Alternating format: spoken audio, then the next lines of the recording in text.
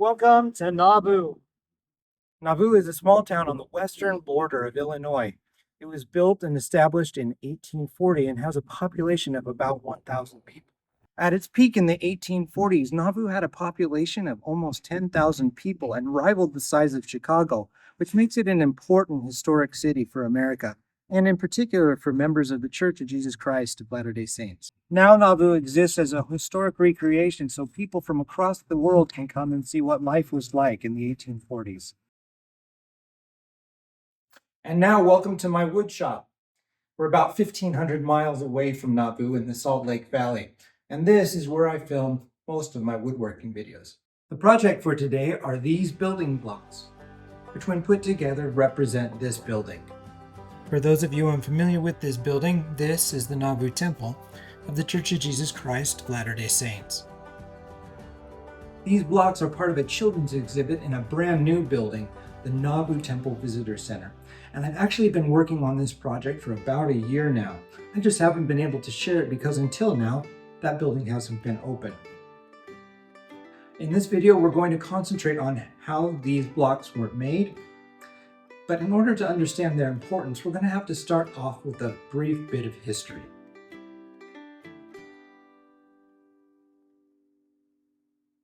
This is a map of America in the 1840s, when Nauvoo was founded. Now, I can't recommend highly enough taking some time to learn about the church's history, even if you aren't a member of the church. There are a lot of incredible lessons to learn from that part of American history.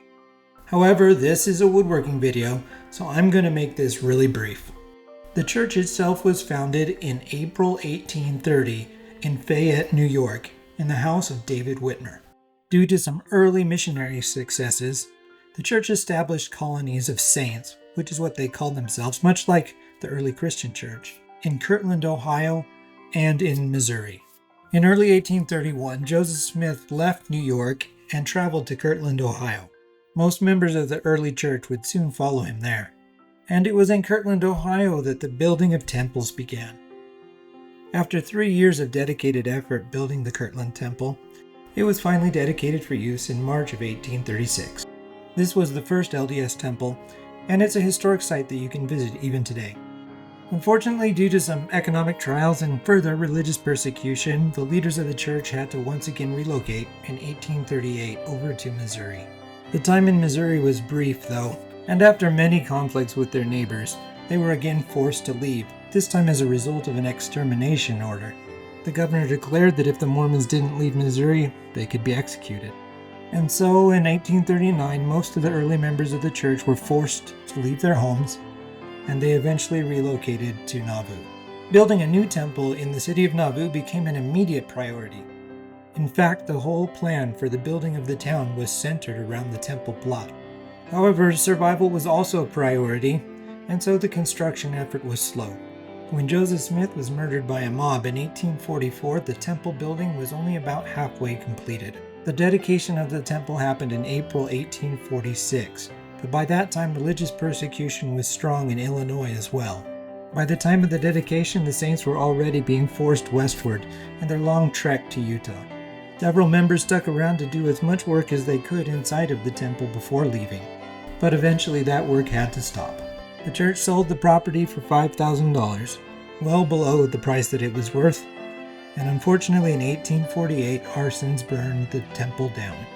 But even out of destruction, good things can eventually arise. In 1999, having reacquired the property, the church announced that it was rebuilding the temple. That rebuilding was completed in the year 2002, and the Nauvoo Temple has been in continuous operation for members of the church ever since. So why do I bring up all of this history in what is supposed to be a build video? I think the answer to that is because things are built with a purpose in mind, and often at great sacrifice. It is important and meaningful to me that I get the opportunity with my own building to recognize the sacrifice of those who came before me and perhaps teach the next generation about that sacrifice as well.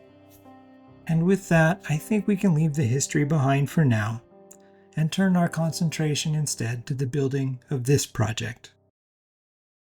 Well, thank you for indulging me on that little bit of history. It's time to get focused on the build now. Before I do that, I need to really quickly answer the one question that I kept getting asked over and over again as people came and visited me and I was working on this project. And that question was, how did you get this project?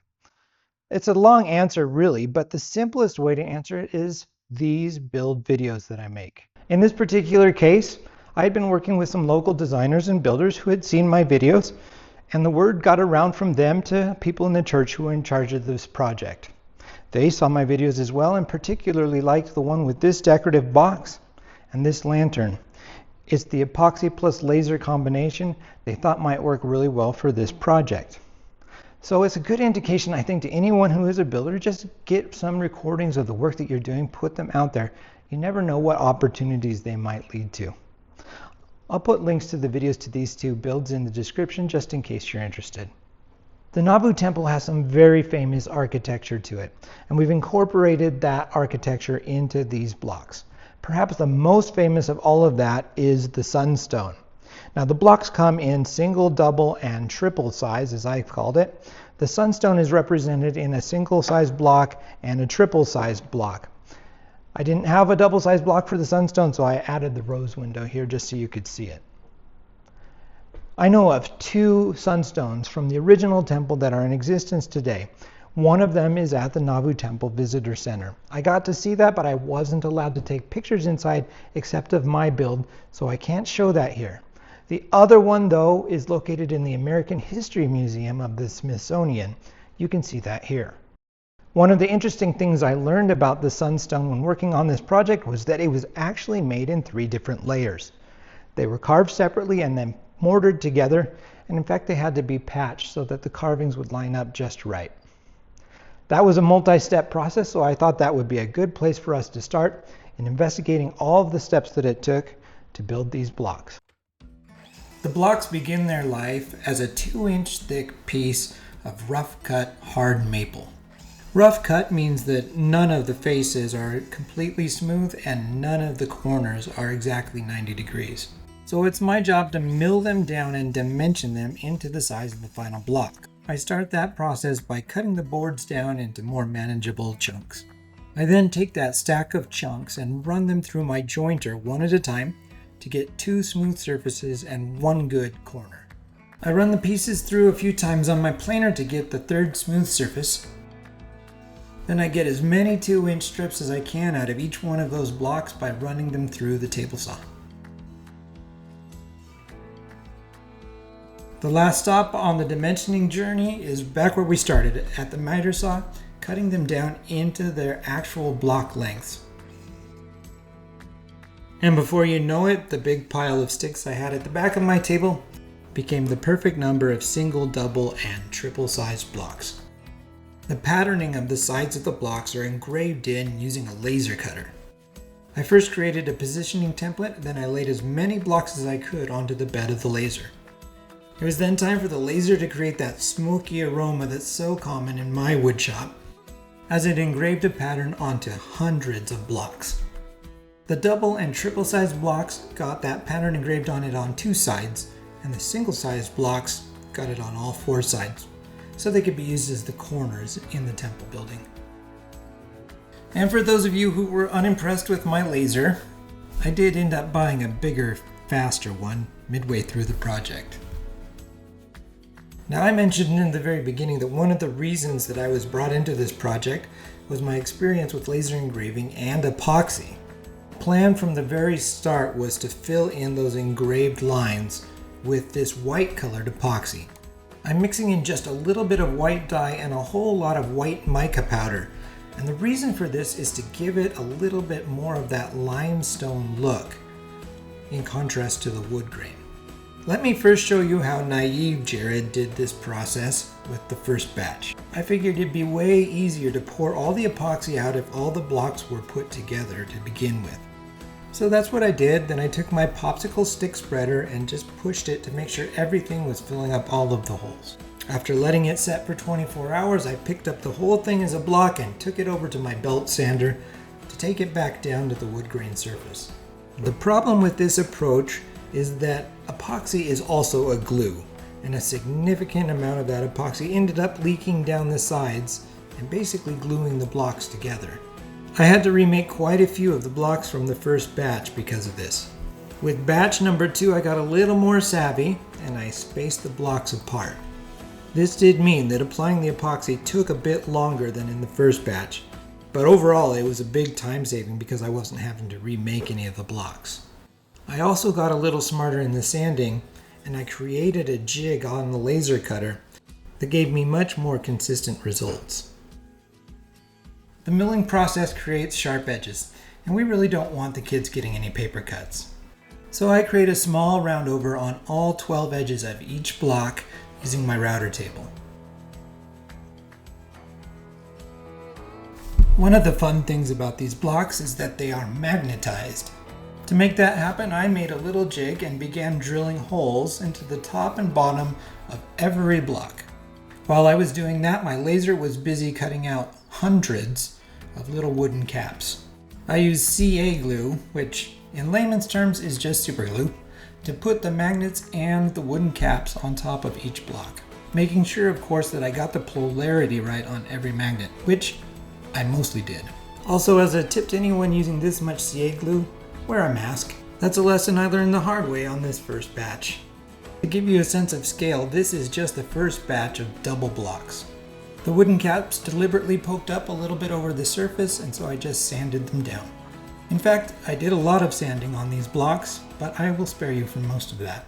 A fun fact about the sunstone is that the faces of the suns on the temple are actually a little bit different when you take a look at them. So if you ever have a chance to go to the Nauvoo Temple Visitors Center and see my display, see if you can find some of the sunstone faces that have just a little bit different of a look. Next to the sunstone, the most likely recognizable feature of the early Nauvoo temple is the stained glass window called the Morning Star. And you can see that represented here. The interesting thing about this block is it doesn't just have one color of epoxy, it has 4. And that represented an interesting challenge for me. So let's take a look at the steps I needed to do in order to build that feature into this block. The process for building the Morning Star blocks begins just the same way as all the other blocks. Once the blocks are all carved out, I need to also carve out a space for the window, and I do that on the drill press using a Forstner bit. My new more powerful laser cutter then cuts out the windows themselves out of 1/4 inch thick maple.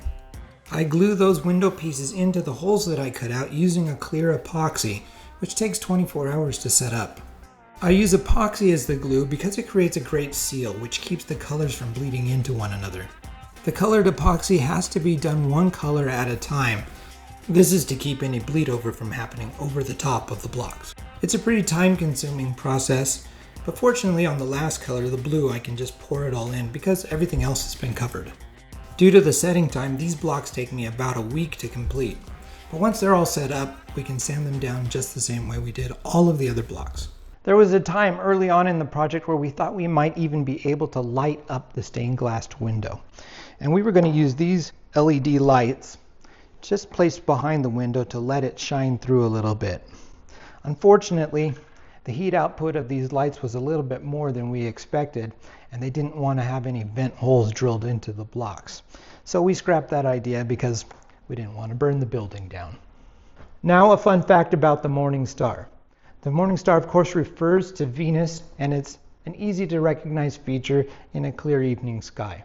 It's also a common symbol that's used across Christianity, and you can find it in many of the old cathedrals in Europe. Nowadays, we sometimes think of a 5-pointed star as an occult symbol, but believe it or not, that was an invention of the mid-1900s. Back when the temple was built, just like when all those cathedrals were built, this was a commonly recognized Christian symbol. There are a variety of unique blocks, especially on the front of the temple, like this arched entryway, and each one of them presented their own challenges in building. To quickly refresh your memory, there's a set of steps that leads to 3 large arches that make up the entrance to the temple. I make the entryway using 3 special blocks.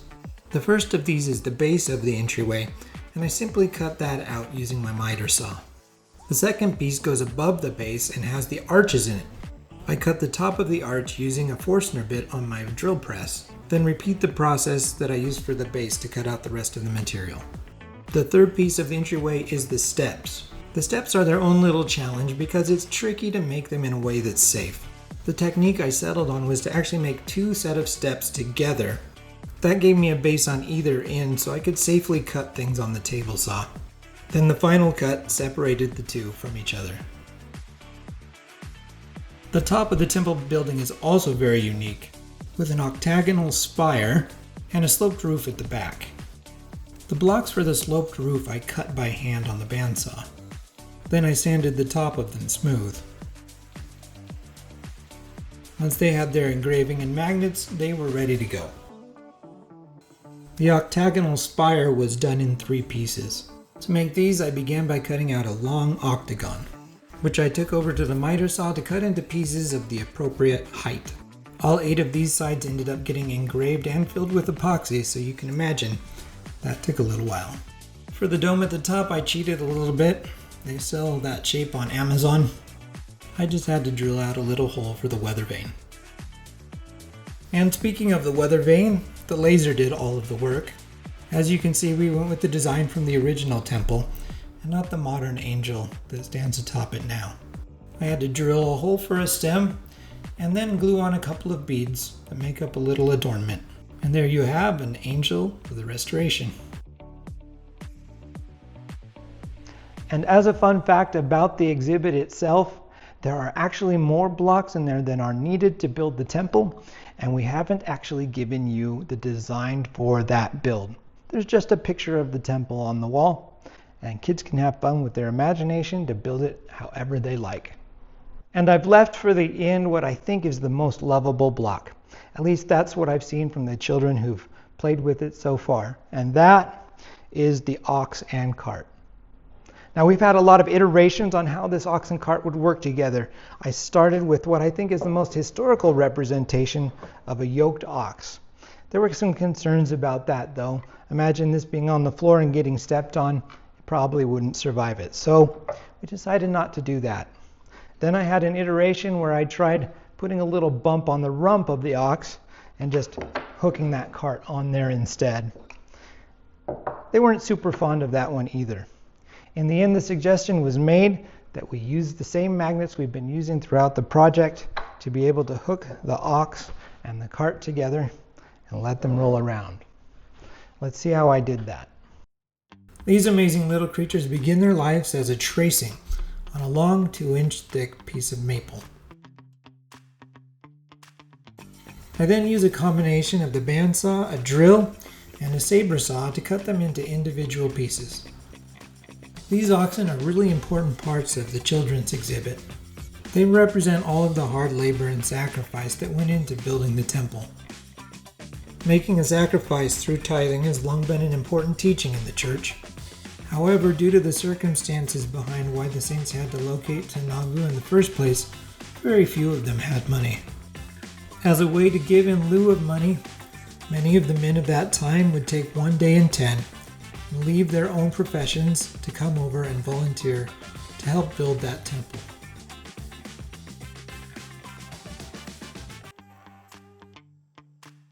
And now our ox need their horns. So I'm afraid I have to drill a hole in their head. And then after adding a dab of glue, I simply pound the horn all the way through. And when I'm done, I have myself a stampede. The ox aren't really going to stampede. They need some carts to pull. To make those, I need to first resaw some of my material down to 1/4 inch. I use the laser cutter to cut out the shapes that are needed, and I drill some holes for the axles on the wheels and the magnets on the handles. Those magnets are inserted and covered just like they were with the blocks, only this time I'm a little smarter about it and I'm in my ventilated finishing room wearing a mask. Final assembly is done by gluing the pieces together, after which they get a nice coat of finish.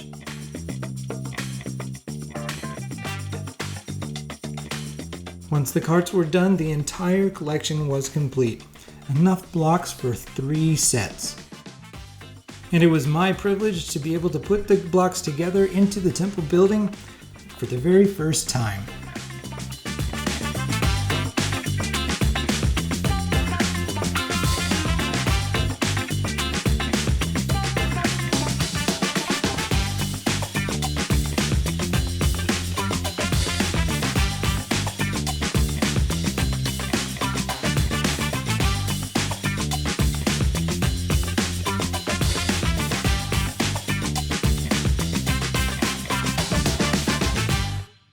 Now, I hope that you enjoyed watching the process of creating these blocks as much as I enjoyed building them.